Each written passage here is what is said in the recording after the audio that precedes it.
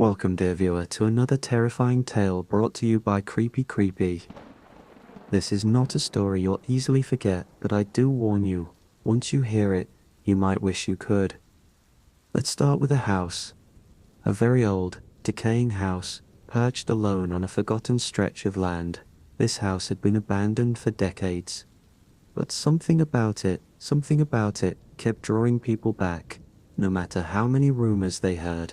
They'd hear the whispers, see the flickering lights in the windows at night. People knew it as Evergreen House, named after the ancient trees surrounding it, a place where no one ever ventured, unless they were foolish enough to ignore the stories. And for some, it was an irresistible pull. Let me tell you about one of them, a man named Derek. Derek wasn't like most people. He wasn't a believer in ghosts, demons, or anything supernatural. His mind was rational, scientific, logical. He saw the world in terms of what could be explained, and what couldn't. Well, it was simply a mystery, waiting to be unraveled. One cold evening, Derek found himself standing before the rusted gate of Evergreen House, the wind whispering through the trees, as though urging him to turn around. But Derek didn't listen. He had no reason to fear a crumbling old mansion. In fact, it intrigued him. He'd heard all the stories, of course. The locals spoke of the strange happenings, voices in the night, shadowy figures seen through the windows, and once, even a child's laughter. But it all seemed like superstition. Derek was determined to uncover the truth. He had to know what was really going on inside that house. With a deep breath, he pushed the gate open and made his way up the overgrown path, his footsteps muffled by the thick carpet of leaves. As he neared the front porch, the door creaked open, as though expecting him. Was someone there? Derek's pulse quickened, but he shook off the unease creeping up his spine. He wasn't about to let some random creak of wood deter him. He stepped inside. The moment Derek crossed the threshold, a chill seemed to settle over him. The air was thick, heavy with the scent of mildew and dust. But it wasn't just the smell that made his skin prickle. It was the silence. There was something oppressive about it, as though the house itself was waiting. Watch. The floorboards groaned under his weight as he moved deeper into the house, his flashlight casting eerie shadows on the cracked walls. Every now and then a distant sound like the rustle of fabric or a soft thud reached his ears, but when he turned, nothing except the shadows that seemed to shift and grow longer the more he explored. The longer Derek wandered the house, the more unsettled he felt. At first, he convinced himself it was just the typical creaks and groans of an old building, but there was something about the atmosphere in this place.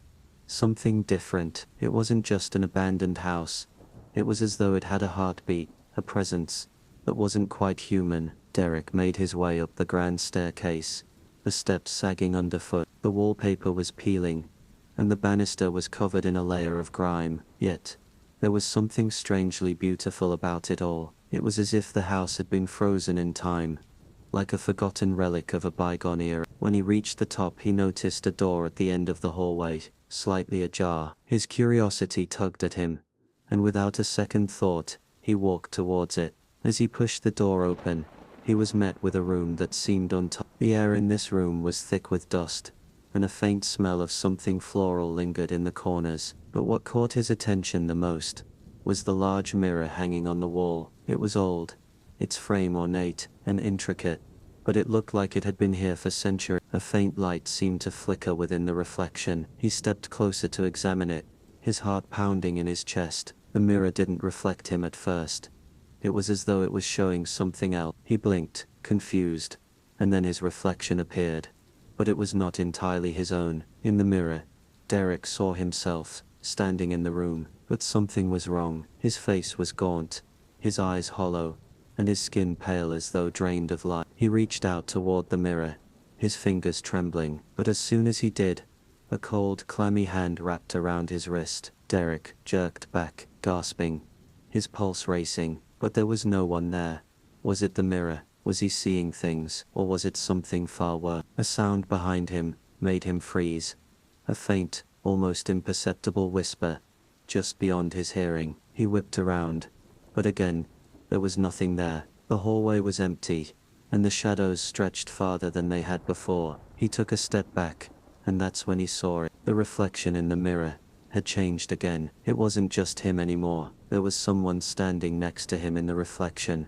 Someone he hadn't seen when he turned around. A tall, slender figure with a face that was wrong. The features were blurred, like the face of a mannequin. The eyes were wide and empty, hollow voids that seemed to stare right into his soul. The figure didn't move, it simply stood there, frozen in time. Derek's heart hammered in his chest as he stumbled backward, his legs weak. The figure in the mirror began to move, its arms slowly reaching out toward him, as though it was coming closer with every breath he took. His mind raced. Could this be real? Could the mirror somehow be showing him something more than just a reflection? With shaking hands, Derek reached up to touch the mirror, his fingers brushing against the cold surface, and in that instant, everything changed. The temperature dropped, the air grew thick, and the walls around him seemed to close in. The whispers grew louder, a cacophony of voices, speaking in a language he couldn't understand. His eyes darted around the room, but there was no escape.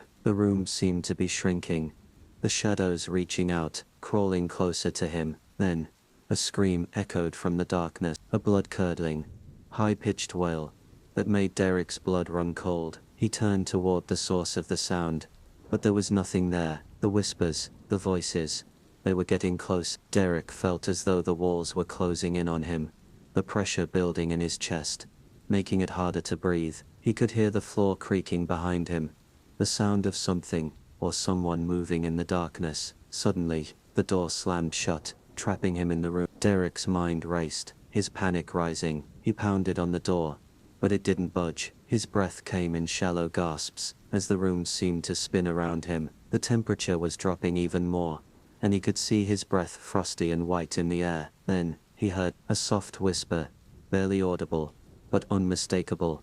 "You're not supposed to be here." The voice came from everywhere, from above him, from behind him, from the very walls themselves. And as Derek turned toward the mirror, he saw it once again, the figure, now standing directly behind him, its cold breath tickling the back of his neck. He spun around, but no one was there, no one at all. Derek stumbled backward, his mind unraveling, as the house seemed to close in on him. He had to escape. He had to get out, but how?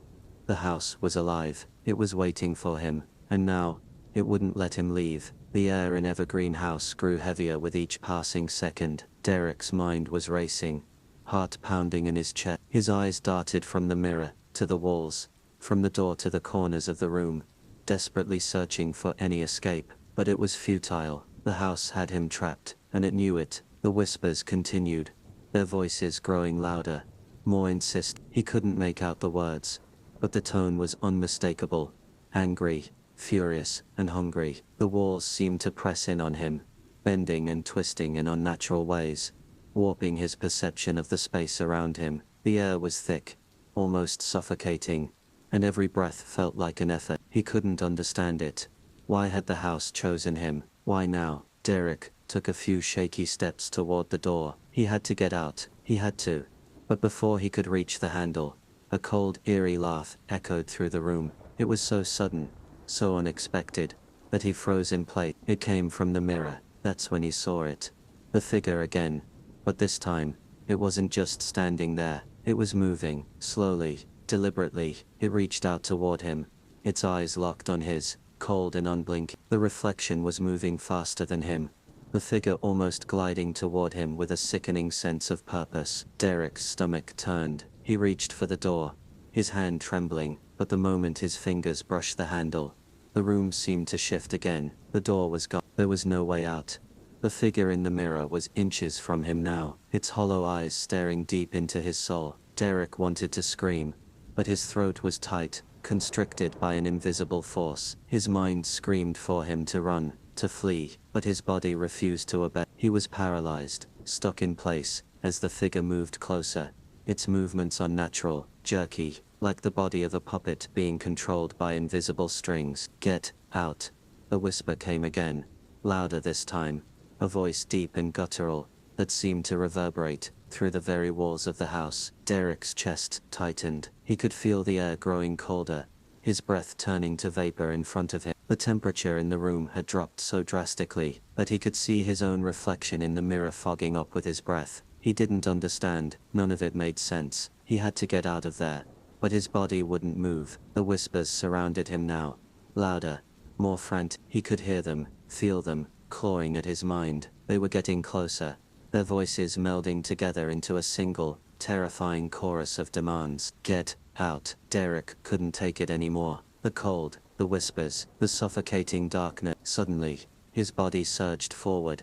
Like a puppet freed from its strings, he slammed his palm against the wall, pushing himself toward the door that no longer existed. But no matter how hard he tried, the room refused to let him go. The laughter came again, but this time it wasn't just from the mirror. It was everywhere, behind him, above him. The walls were alive, mocking him, laughing at him. He stumbled backward, his hands reaching for anything to hold on to. It was like a nightmare, a never-ending nightmare, and he couldn't wake up. But then, in the corner of his eye, Derek saw something move, something in the shadows, a figure, dark and formless, shifting like smoke in the darkness. Derek's breath caught in his throat. This wasn't the reflection anymore. It was something real, something physical, and it was coming toward him. He tried to scream, but the sound was stuck in his throat. His legs gave out beneath him, and he collapsed onto the floor, the cold wood scraping against his skin as he tried to crawl toward the place where the door should have been. But it was useless. The shadows were closing in, and that thing, that shadow, was getting close. Its form was shifting, distorting, becoming something more, something worse. It wasn't just a shape anymore. It was a face twisted and grotesque, with eyes that were as empty and hollow as the abyss. Derek tried to push himself up, but his body felt heavy, like he was moving through water. His hands scraped against the floor, nails digging into the wood, as if the house itself was pulling him in. He could feel it, the weight of the house, pushing down on him, dragging him towards something worse than death. And then he saw it. A door, a real door, standing at the far end of the room, bathed in an eerie, unnatural light. It was as though it had appeared from nowhere, and the moment Derek laid eyes on it, a strange compulsion took over him. He had to get to that door. It was the only way out. It was the only way to survive. With all the strength he could muster, Derek forced himself to his feet, his legs wobbling beneath him. The figure in the shadows. No, it wasn't just one figure now. There were more, dozens of them, all of them staring at him, their hollow eyes gleaming with malice. But Derek couldn't stop. He couldn't think. He had to reach that door. He stumbled toward it, his heart racing, his breath coming in ragged gasps. The air was thick, almost suffocating. But he didn't care. He pushed forward. The closer he got, the more the figures seemed to retreat, as if the door itself held some kind of power. But it didn't matter. Derek was almost there. He reached out for the handle, his hand shaking uncontrollably, and then, the door opened.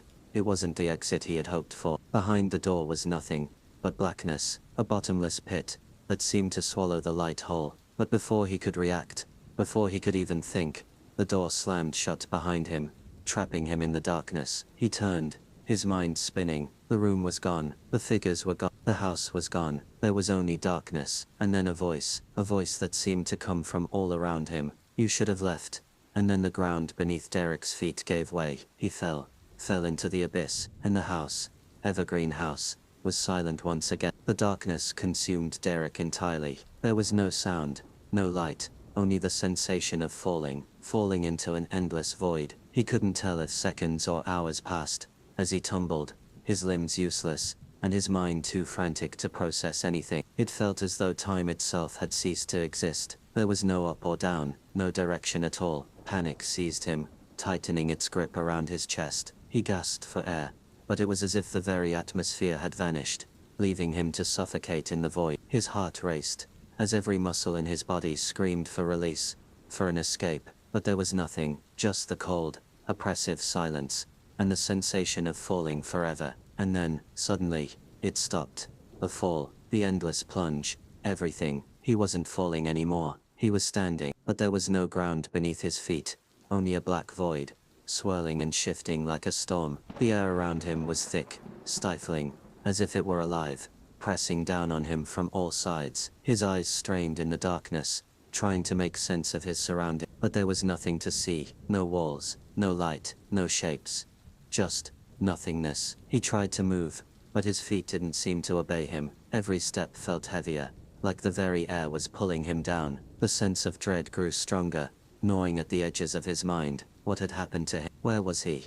Was this the end? He clenched his fists, trying to steady himself, trying to hold on to his sanity. But then from the depths of the darkness, a faint whisper reached his ears. It was a voice, low and guttural, one he had heard before, the one from the mirror. "You should have left." Derek froze. The voice wasn't just a sound, it was an echo, reverberating through every fiber of his being, as if it were a part of him. It was in his bones, in his blood, as though the words were being etched into his soul. The voice seemed to come from everywhere, all at once, swirling around him like 1,000 serpents. Who are you?" Derek's voice trembled, but the words felt hollow, swallowed by the darkness. The voice didn't respond. Instead, the void around him seemed to pulse, as if something was stirring, something ancient and hungry. Derek's skin prickled with the sensation of being watched. He wasn't alone. He had never been alone. Suddenly a cold wind blew through the void, swirling around Derek, lifting his hair, and tugging at his clothes. It was as if the darkness itself was alive, moving, twisting in patterns that made no sense. Then, in the distance, something shifted. A shape, no, a figure, materialized out of the darkness, a faint outline that grew clearer with each passing moment. It was humanoid, tall and thin, its form covered in tattered, dark robes that billowed around it like smoke. But it wasn't the shape of a person, no, it was something else, something worse. The figure's face was hidden, shrouded in shadow, but the aura around it was undeniable, malevolent, ancient. Its presence seemed to bleed into the very air, suffocating everything around it. It moved toward Derek, its steps, slow and deliberate, like a predator closing in on its prey. Derek's breath caught in his throat, his body frozen in place. He wanted to run, to escape, but his legs wouldn't move. He couldn't move, he couldn't even blink. The figure stopped in front of him, its presence overwhelming. Then, without a word, it reached out and grabbed Derek by the wrist. Its grip was icy, like the touch of death itself. "Time is running out," the figure whispered, its voice soft, and yet somehow deafening, vibrating through Derek's entire body. "You should have left." Derek tried to speak, to scream, but no sound came. His chest tightened, as though the very air was being stolen from his lungs. The figure leaned in closer, its presence growing darker, more oppressive. The air around Derek seemed to pulse with energy, a thick, oppressive force that made his head spin. The figure's form shimmered, flickering in and out of reality, as though it were part of the darkness itself. "You are not supposed to be here," the figure said, its voice a rasping hiss. "You were never meant to see this." Derek's heart thudded in his chest. The house, the mirror, the shadows, it was all connected. He had come here looking for answers, but now he understood. The house had been a trap, and he was the prey. The figure's grip tightened around his wrist, and Derek could feel his body beginning to tremble. He could feel the darkness closing in, wrapping around him like a suffocating cocoon. The walls, if you could even call them walls, seemed to shift and bend, closing in on him from all sides. "You were never supposed to find the truth," the figure whispered again, its breath cold against Derek's skin. "But now, it's too late." Derek gasped, trying to pull away, but the figure's grip was ironclad. The darkness pressed in tighter, and his mind began to unravel. The whispers, those terrible, maddening whispers, grew loud. They were all around him now, suffocating him, crawling beneath his skin, worming into his thoughts. "Leave now," the figure commanded. Its voice was an order, unyielding and final, but it was too late. Derek had already made his choice, and now, there was no turning back. The air crackled with an unnatural energy, and the figure's form flickered once more. The ground beneath Derek's feet seemed to dissolve, leaving him suspended in the void, helpless and alone. His body felt weightless, as though he were being pulled in every direction at once. The darkness was devouring him, taking him deeper and deeper into its endless abyss. But before he could lose himself entirely, a flash of light, blinding, brilliant, exploded from the center of the void. Derek's body jerked, his mind screaming, as the light consumed him, and then silence. A terrible, suffocating silence. For what felt like an eternity, Derek drifted in the void, unable to move, unable to speak. His mind was a haze, a blur of broken thoughts and fractured memories. He had no sense of time, no sense of place. He had become part of the darkness, a lost soul, wandering in the void. And then, as suddenly as it had begun, the light returned. Derek blinked, his vision blurred. He was no longer in the void. He was somewhere else, somewhere familiar, but twisted, distorted. He was back in Evergreen House, but it was different now. The air was thick with the stench of decay, the walls covered in cracks and mildew. The house was no longer simply abandoned, it was alive, a prison, with no escape. And standing before him, in the center of the room, was the mirror. But it was not the same mirror he had seen before. It was shattered. Shards of glass lay scattered across the floor, reflecting fragments of his own face, distorted and warped. He could see the reflection, but it was no longer just him. It was something else, something that was once him, but no longer. And then, a voice, a whisper, rang out from the shattered mirror. "Welcome home," Derek screamed. The scream was torn from Derek's throat, before he could even think about it. It echoed around the room, ricocheting off the cracked walls, like the cry of a trapped animal. His heart raced, as his eyes flickered from the shattered mirror, to the walls, the floor, and then back to the glass. He didn't know where to look, what to focus on. His mind was spinning, drowning in fear, in confusion. The shards of glass on the floor reflected his face back at him, twisted, distorted, contorted, into something unrecognizable. The reflection stared back with hollow eyes, cold and empty, a mocking version of himself. The voice from the shattered mirror came again, soft, but insistent, like a whisper in the dead of night. "Welcome home." It was no longer just a whisper. The voice seemed to wrap around him, slithering through the air, curling into his ears, like the sound of 1,000 voices. He could feel it deep within his chest, like something was clawing at his insides, trying to get out. The walls seemed to close in on him again, the air growing thicker with each passing second. He couldn't breathe. His limbs felt frozen. Every instinct told him to run, to escape, but his feet wouldn't move. The house had him. It was like it had always had him, like the house itself had been waiting for him. Derek's gaze locked with his reflection in the shards of the mirror. His own face stared back at him, but it wasn't him. Not anymore. His features were twisted, monstrous, and his eyes were black, empty, hollow, like the reflection was mocking him, showing him what he had become, or rather what the house had made him. A chill ran down his spine. The air was cold, biting, and he could feel the darkness pressing in, suffocating him. A movement in the corner of the room caught his attention. He snapped his head toward it, but there was nothing there, only shadows dancing against the walls, as if they had a life of their own. A low creaking sound came from somewhere in the room. It was as though the house itself was breathing, a slow, labored exhale. "Leave me alone," Derek managed to choke out. His voice cracked, weak. He couldn't take it anymore. He had to get out of here. There had to be a way out. He spun toward the door that had once seemed like the only escape, and took a step toward it, but the floor groaned beneath his feet, as if the house itself was holding him in place. The darkness, the suffocating silence, and the house, they were all pressing in on him. He could feel it in his very bones. The walls seemed to pulse, to breathe with a life of their own, and the whispers had grown louder. "You belong here." The voice was no longer a whisper. It was a command, a growl, reverberating through the room, making his teeth rattle. Derek spun around, his eyes wide with panic, searching for the source of the voice, but there was nothing, just the empty, suffocating space around him. His legs felt heavy, like lead, and his mind was swimming in a haze of terror. He reached out for the door again, but as his hand touched the handle, the room seemed to shudder.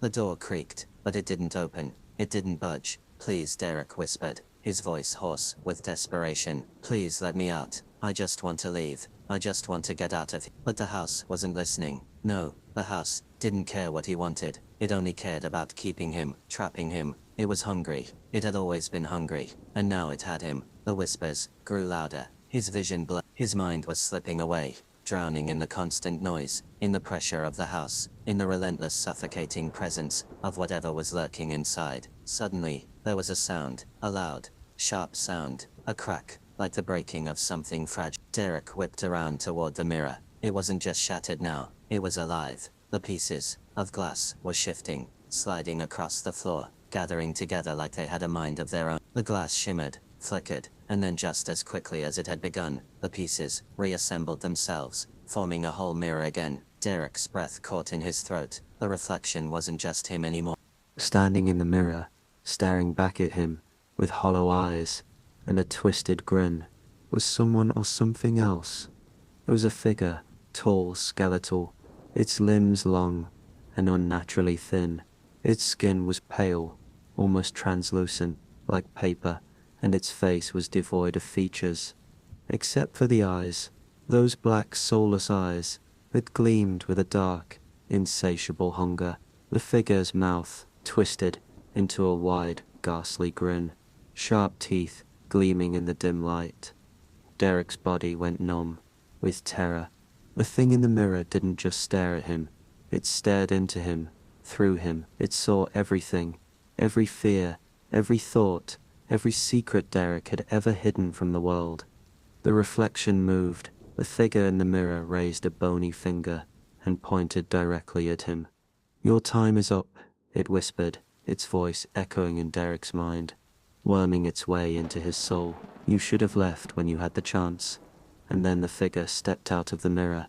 Derek stumbled backward, his heart racing. His legs threatened to give way beneath him, as the thing in the mirror, no, the thing that had once been trapped inside the mirror, stepped toward him. Its movements were slow, deliberate, like a predator toying with its prey. The air around it grew colder, and Derek could see his breath as it fogged up in front of him. It reached out for him, its fingers like claws, long and cold, as though they were made of ice. Derek opened his mouth to scream, but the words didn't come. The thing in front of him was too close now. Its face was inches from his, and he could feel its icy breath on his skin. It wasn't just cold, it was deathly cold, a cold that sank deep into his bones, a cold that drained the life from him. The figure's grin widened, its eyes gleaming with that same insatiable hunger. "You are mine now," it whispered, "forever." Before Derek could react, before he could even think, the figure lunged forward, its claws digging into his skin, pulling him toward it. The world around him dissolved into a whirl of cold darkness as he was yanked into the abyss. And just like that, he was gone. The house was silent once more, but not for long. From the shattered mirror, a soft whisper echoed in the darkness.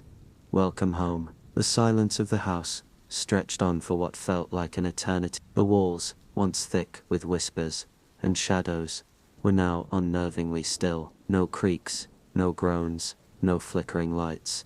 It was as though the house itself had paused, holding its breath, waiting for something or someone. But something had changed. Evergreen House, once a mere abandoned relic of the past, had grown more than just a house. It had become a living, breathing entity, alive with memories, alive with a hunger that could not be sated. Derek was gone, lost within its walls.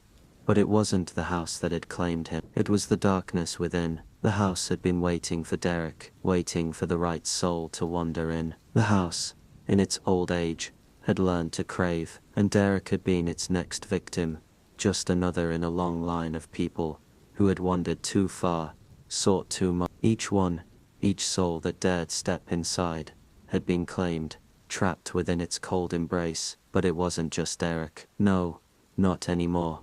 The house had found its new occupant. Far beyond the layers of cracked wallpaper and shattered windows, a new figure stood in the shadows. The figure, tall and slender, stood motionless, staring out from behind the door to the basement. His face was obscured by the heavy darkness that clung to the corners of the room. But there was something familiar about the shape, something unnerving about the stillness. It wasn't just the house that had changed. Something deep within had awakened, stirring in the very bowels of Evergreen House. The figure was wearing clothes, tattered and worn, but there was no mistaking the form beneath. His hands were white, thin, with long, almost skeletal fingers, gripping the edges of the doorframe, as if he had always been there, waiting for someone to see him, waiting for someone to find him. The man, or what used to be a man, stepped forward. His movements were slow, deliberate. There was a certain grace to it, as though he had learned to move in perfect harmony with the house. But there was nothing graceful about his eyes. His eyes, black as pitch, gleamed with a dark, predatory hunger, and his mouth curled into a twisted, knowing smile, filled with sharp, jagged teeth, all too eager to tear into whatever poor soul happened to wander into his grasp. The house had given him life. The house had changed him.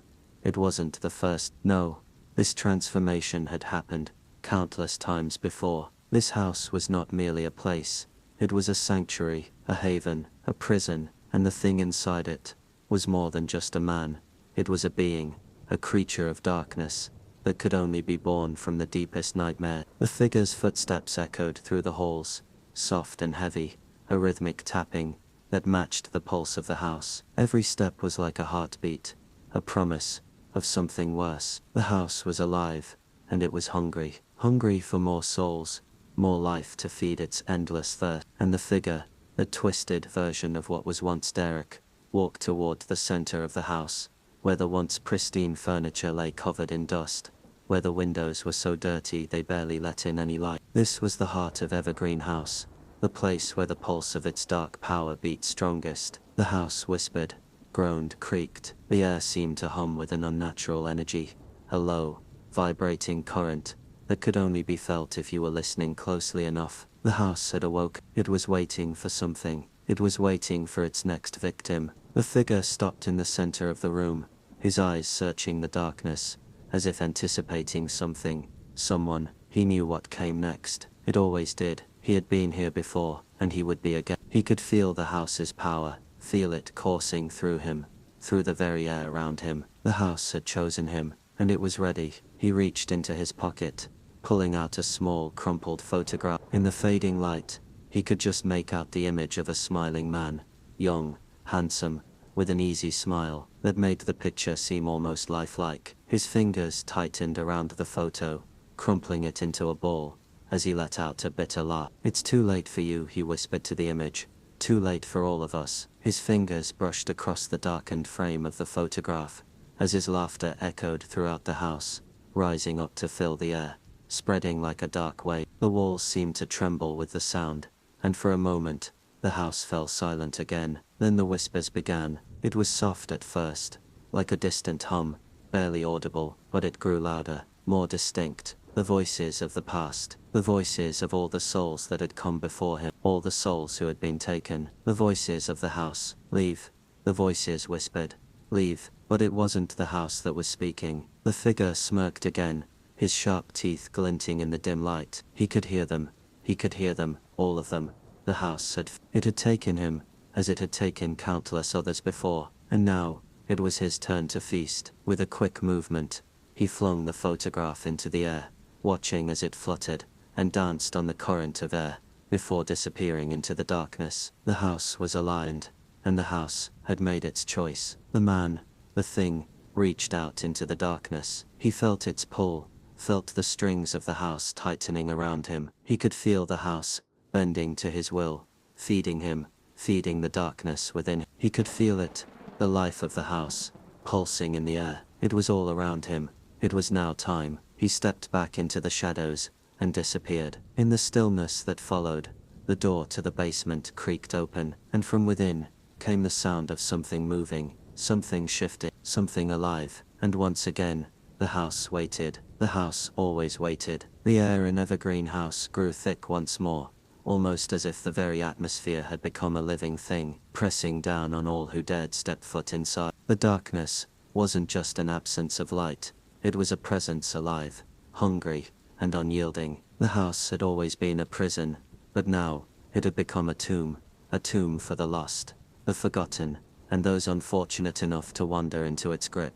As time passed, the house had grown stronger. The souls it had claimed over the years had fueled its hunger, feeding its very essence, transforming it into something more than a building. It was a living organism now, a creature of darkness, that existed to consume, to trap, to pull the souls of the living into its endless nightmare. But even the house had its limits. It needed new blood. It needed someone who could bring it the energy, the vitality it craved. Someone like Derek, someone who was foolish enough to think he could uncover the secrets of the house. And now that it had him, the house would not let him go. Not ever. The house had become a vessel for something ancient, something older than time itself. The figure, Derek, or whatever it was now, knew that he was a part of it. He wasn't just a man anymore. He had been consumed, changed.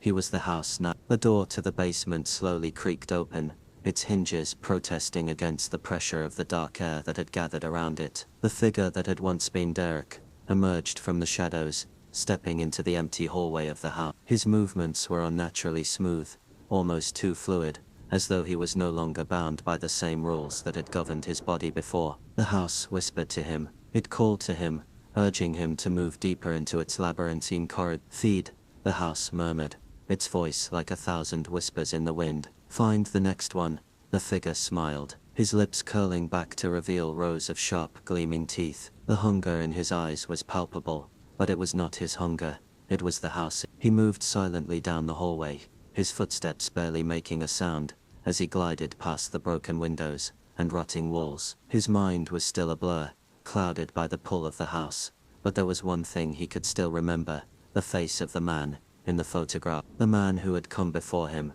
He had failed, just like Derek had. It was always the same. The cycle would continue. Who's next? The voice of the house called, and the figure paused in front of a door, his hand resting on the doorknob. It was always the same. The house waited, it watched, and it pulled those unfortunate enough to enter into its clutches. But this time, something was different. This time, the figure had tasted the true power of the house. He knew what it was capable of, and he would bring it more. More souls, more light, more energy to feed the house. He opened the door, stepping into the room beyond. The room was still, dark, empty, a place forgotten by time. The walls were lined with dust, and the air was thick with the scent of mildew. There was nothing here but shadows and silence, but he wasn't alone. He could feel them, the souls, trapped within the walls, within the floorboards, within the very fabric of the house. They were screaming, calling out, begging for release, but there was no escape, not for them, and certainly not for anyone else who dared step foot inside. The figure smiled once more, the hunger in his eyes growing. The house needed more. He would bring it more. He would offer it the very essence of life itself. The air grew colder, and a strange vibration seemed to pulse through the floor, like a heart. The house was waking, stirring, preparing for its next meal, and that's when he saw it, a flicker of movement in the corner of the room, a shadow, out of place. The figure turned slowly, his smile fading into a grimace of confusion. There, standing in the far corner of the room, was a child, a little girl, no older than 6, with wide, innocent eyes and tangled hair. She stood still, her hands clasped tightly in front of her, as though she was waiting for something. The figure felt a surge of confusion, a flicker of humanity, of what he used to be, deep within him. He couldn't understand it. Why was there a child here? What was she doing in the house? The little girl didn't move, she didn't speak, but her eyes were filled with an emptiness that seemed to pierce through the figure's soul. She stared at him, her gaze cold, unblinking. The house whispered again, "Take her."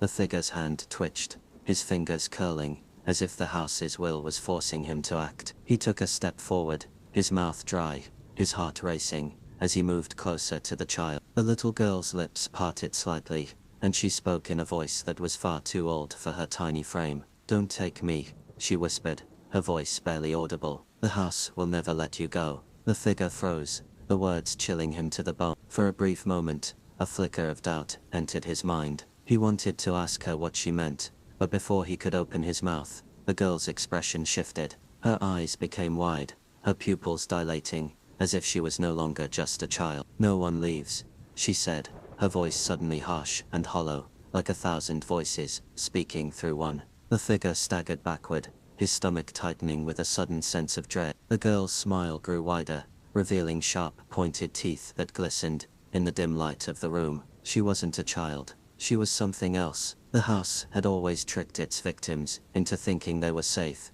thinking there was hope, but there was no hope in this place. The house never let anyone go. The walls began to groan as if the house was stretching, awakening. The shadows grew longer, wrapping themselves around the figure like tendrils, pulling him toward the girl. "You are one of us now," the child's voice rang out, her words distorted by the house's power. "The house claims you." With a scream, the figure reached out, trying to break free, but the shadows had already consumed him. The last thing he saw before the darkness took him was the child's eyes, empty, soulless, like the house itself. And then, he was gone. The house was silent again, but only for a moment. In the quiet aftermath, the house waited, its hunger never satisfied. It would always wait for the next soul to wander through its doors, the next lost soul foolish enough to think they could survive. The house would feed again. It always did. And one day, when the house was full, it would take everything. But until then, it would wait, and the door would always be open. The house stood in its eternal silence, a dark, decaying shell, in the middle of a forgotten land, far removed from the bustle of the outside world. But in the stillness, there was a sense of expectation, an electric current that ran through its very walls. It was waiting for the next fool to wander in, to become its next prisoner. Because the house didn't just want souls, it wanted everything. It wanted to consume the living, and trap them in its endless, suffocating darkness. As the years passed, the stories of Evergreen House faded from the local gossip. The whispers that once circulated around the small town were no longer told around the fire, or whispered in hushed tones. People moved on with their lives, and the house was left to rot, standing, untouched, at the edge of the woods, as if it were just another forgotten building. But the house didn't care about time, or stories, or memories. It only cared about hunger. It only cared about feed. Somewhere, far away, a traveler, a lone wanderer, was making his way through the dense forest. His name was Victor. He was a man of few words, a man who found comfort in the quiet corners of the world, far from the noise of civilized. He had heard the stories about Evergreen House when he passed through the nearby town, but like so many others, he dismissed them as nothing more than folklore, superstition, ghost stories meant to keep children inside after dark. Victor was a skeptic, a man of logic and reason. He didn't believe in ghosts or the supernatural. The idea of a haunted house seemed silly to him, and so when the wind howled through the trees one evening, and the path he was following seemed to take him deeper into the woods, he wasn't concerned. He didn't think twice when he came across the rusted gate at the edge of the forest. He thought it was simply an old structure, long abandoned and forgotten. He thought it was just another relic from a past he wasn't interested in.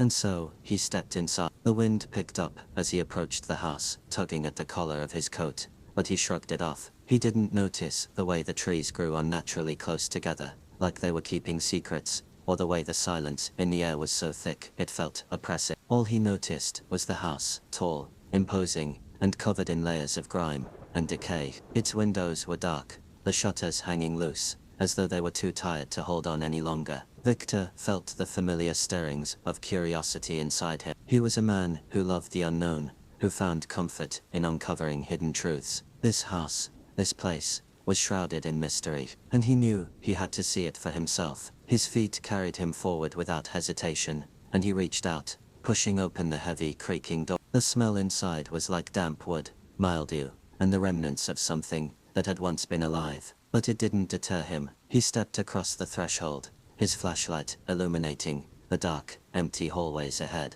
It was the smell of decay, of time gone by, but it wasn't the supernatural. It was just an old house, or so he thought. Victor wandered deeper into the house, his footsteps echoing on the worn floorboards. Each room he entered looked the same: broken furniture, peeling wallpaper, dark corners filled with dust. But as he walked, there was something strange in the air. It was as if the house was watching him, following him. But he shook off the feeling. That was until he reached the staircase. The stairs led up to the second floor, dark and cloaked in shadows. Something about it felt wrong. There was an unmistakable pull, a sense of urgency, as if something was drawing him toward it. He didn't understand why he felt the way he did, but he couldn't resist the need to see what lay at the top. He climbed the stairs slowly, the wood groaning under his weight. The atmosphere in the house was suffocating, thick with an energy that made the air feel heavy, like it was pushing down on him. When he reached the top, he found himself facing a narrow hallway,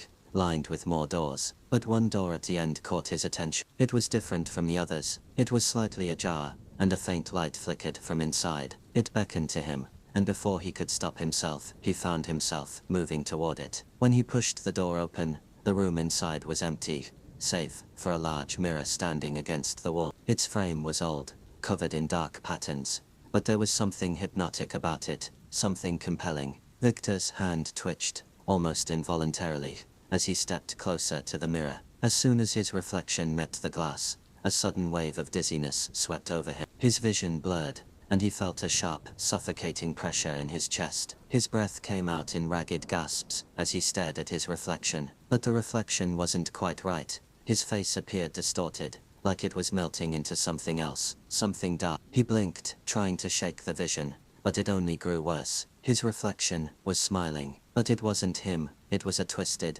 grotesque version of him, its eyes hollow, its smile too wide, too inhuman. The edges of the reflection were blurring, shifting, as though something was trying to break free. He stepped back, his body trembling, but the reflection didn't move. Instead, the grin widened, and the figure in the mirror began to speak. "You shouldn't have come here," it whispered. "Now you're one of us." Victor's heart raced in panic. He reached for the door, but it slammed shut with a deafening bang. His breath caught in his throat as he turned back toward the mirror. It was no longer just a reflection. It was something more. The figure inside the glass was no longer an image. It was real. Victor screamed as the figure reached out through the glass, its hand coming toward him, cold and sharp. The house shook with a deep, guttural sound, the walls trembling, as though the house itself was coming to life, ready to claim another soul. The figure's hand wrapped around his wrist, with an unrelenting grip. Victor tried to pull away, but it was too late. The house had him. The last thing he saw before the darkness overtook him